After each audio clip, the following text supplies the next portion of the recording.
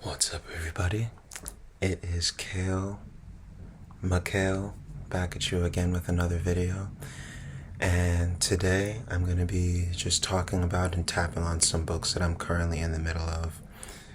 And yeah, so if you like the video, give it a like, comment, or subscribe, and I'll appreciate it. That's what will happen when you do that.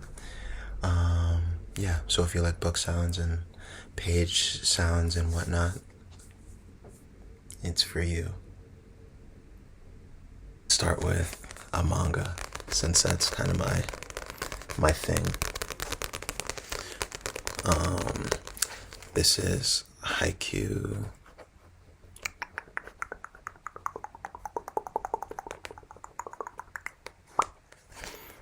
It is a volleyball sports manga. I was first introduced to this series through the anime and ventured into the manga because the anime is like over, or it's just taking a long time.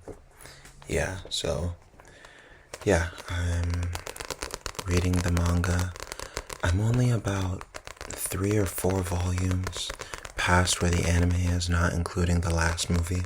I did watch the movie though, and it was awesome. It was a good watch.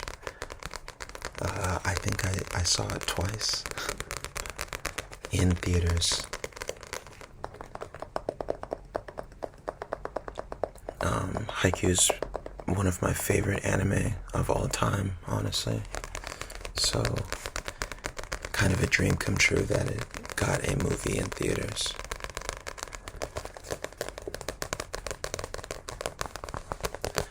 So if you can hear that, they just put like a new train line, metro line by my house, and now I get to hear it all the time.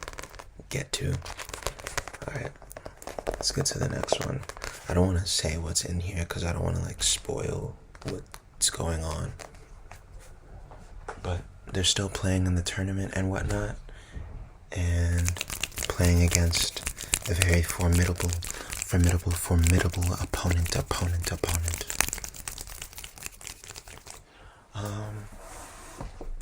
This one is very busted, but it's good, right? That means I'm using it.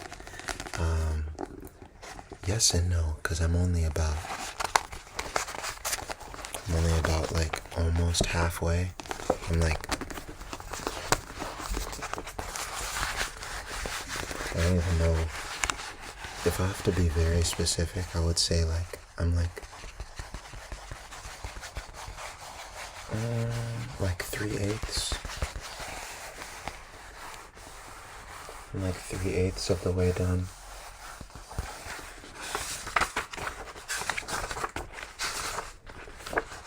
I'm on page 116 out of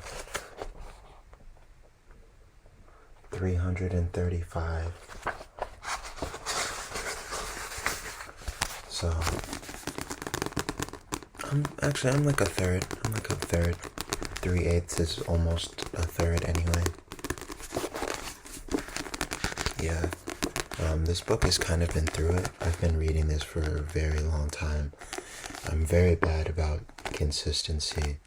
I'm trying to change that about myself. Hopefully you can see that with the YouTube and whatever. And the fact that I'm uploading perfectly almost a week later. Yeah, I have a thing about finishing books. I don't know what it is.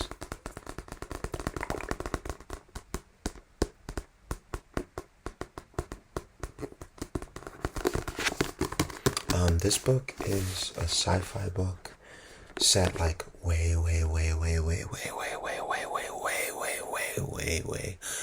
into the future, and it's talking about like essentially like glorified park rangers, but they like take care of the universe and things like that, and talking about capitalism and like just the ecosystems and I can just read right here. Destri's life is dedicated to terraforming Sask-E. As part of the environmental rescue team, she cares for the planet and its burgeoning ecosystems as her parents and their parents did before her. But the bright, clean future they're building comes under threat when Destry discovers a city full of people that shouldn't exist, hidden inside a massive volcano. As she uncovers more about their past, Destry begins to question the mission she's devoted her life to and must make a choice that will reverberate through Sask-E's future for generations to come. James S.A. Corey, author of the Expanse series, says, "The Terraformers is so engaging, you could almost miss the pyrotechnic world-building and bone-deep intelligence. Newitt's continues doing some of the best work in the field." Good book. I'm enjoying it. It just got very intense. It's been like this, and now it's seemingly at the climax. It's at a climax. Like I said, I'm only 1/3 of the way through, so there's probably going to be another turning point of some kind. Next up, we have another manga. Goodnight Poon Poon. If you know, you know. I haven't gotten to the really sad stuff yet. It's hard for me to be like, that's really, really sad about something, just because I usually intake a lot of sad or depressing media. I'm actually gonna put some Aquaphor. My lips are so dry. I'm glad this doing a lo-fi video, guys. Don't know if you can tell or not.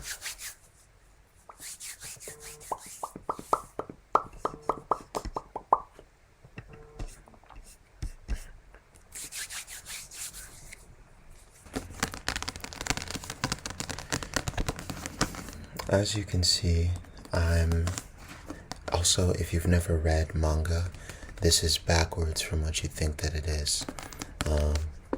So I'm actually not that far in. Again, probably like 3/8 or something, but almost 1/3 of the way there. This is about, it's kind of a slice of life. Again, I'm not that far in, and this series has like 6 volumes or something. So I'm like nowhere near completing the series, but I will read the back. Meet Poon Poon Punyama. He's an average kid in an average town. He wants to win a Nobel Prize and save the world. He wants the girl he has a crush on to like him back. He wants to find some porn. That's what he wants. But what does he get? So, very slice of life about like a middle school aged kid. So that's all I've really got right now, and also I just know that it's supposed to get very sad and whatnot. So it's really good though. It's really cute. From what I've seen, I've heard it's like very emotionally damaging. So be warned.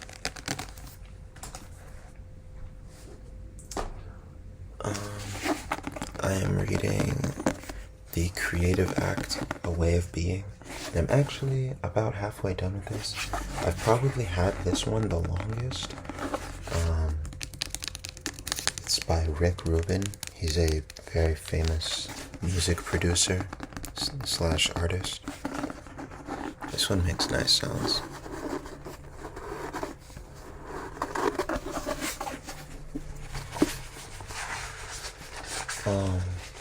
I've been on my taking myself seriously as an artist journey, and something about this book is that it makes me feel very seen as an artist. I read and watch a lot of media that like talks about like another artist like going about their journey and things, and or just like saying commonly felt feelings among artists, and it's really validating. I love watching those YouTube videos from like people my age and like telling me how to like just how to, not telling me how to feel, but how they feel and what that means for them and things like that, especially when they're an artist. Because I don't know, I think maybe I don't have those kind of conversations with my friends that are also pursuing art and things, but regardless, this book is very good, especially if you're an artist. It's just a way of being. I don't think you have to be an artist. It talks about the process and how to view your life, and I don't think it has to be necessarily taken from an artist's perspective, but it definitely is for that. Like, it's definitely good for that. So if you're an artist and you just want to feel seen and want to get some tips as to how to go about your process and how to open your mind to different ways of doing things, I highly recommend this. One reason I've taken so long with this is because I kind of don't want it to be over. Because like I said, this book is really, it's made me feel really good about myself and what I'm doing and what I want to do. So yeah, scared to finish it and then it'd be over, but I can just reread it, I guess.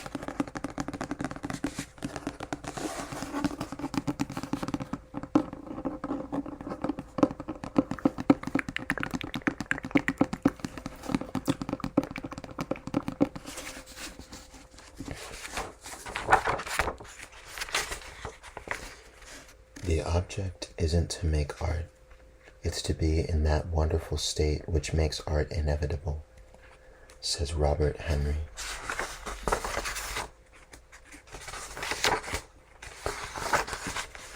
Nothing in this book is known to be true. It's a reflection on what I've noticed, not facts so much as thoughts. Some ideas may resonate, others may not. A few may awaken in an inner knowing you forgot you had. Use what's helpful, let go of the rest. Each of these moments is an invitation to further inquiry, looking deeper, zooming out or in, opening possibilities for a new way of being. It's beautiful, and that's very accurate.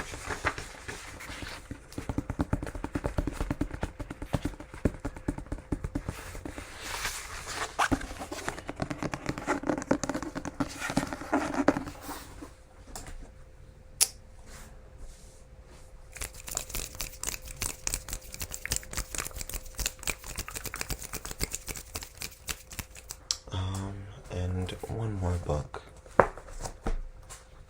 It's a book I got from the museum, which I didn't have to, specifically the Museum of Asian Art Museum, when Tekashi Murakami had a exhibit there last year, and I picked up this book, Unfamiliar Murakami, Unfamiliar People, Swelling of Monsterized Human Ego.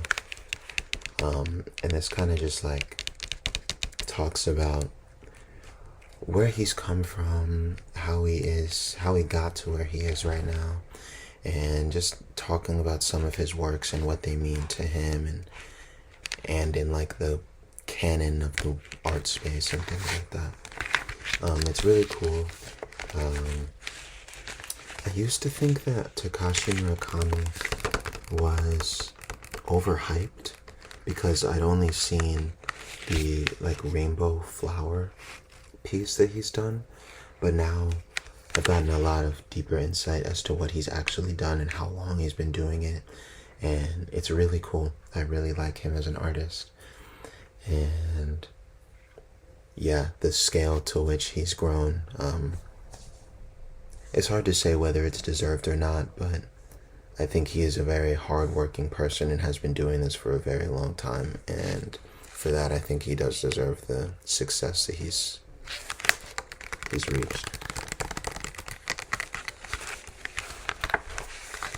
So, yeah. One of Japan's leading contemporary artists, Tekashi Murakami, born in 1962, is known for a wide-ranging practice that encompasses not only fine art, but fashion, consumer products, curation, and entertainment. Founder of the Superflat movement, Murakami makes art that is larger than life, boldly colored and buoyant, with a pop sensibility that draws inspiration from anime and manga. It's a really interesting book from where I'm at right now. Also not that far into this book. But if you put all of these books together, I have probably read at least one book. So, yeah, I don't know what it is. If it's my attention span or me not wanting to finish a book or whatever. But yeah. I have kind of a lot of books, so kind of enjoying just sitting here tapping on them and talking with you about them a little bit. And yeah, sorry about that, my roommate's outside. But yeah, if you liked the video, give it a like, comment, and subscribe. I really appreciate it. I'm trying to put some more TLC into the channel and doing exactly what I want to do, regardless of whether it seems stupid that I have like a expensive-ish camera and I just want to use my laptop. I have like 3 microphones, but I just want to use my laptop mic. It just gives it a different feel. I feel like it makes it feel more personal, and especially if you enjoy the person and what they're talking about, I think it's a much nicer and warmer experience than having a whole production and everything. So yeah, I hope you guys liked the video, because I enjoyed making it. Yeah, and I hope you guys are having a wonderful whatever time of the day it is wherever you are, and I'll see you guys in the next video. Peace.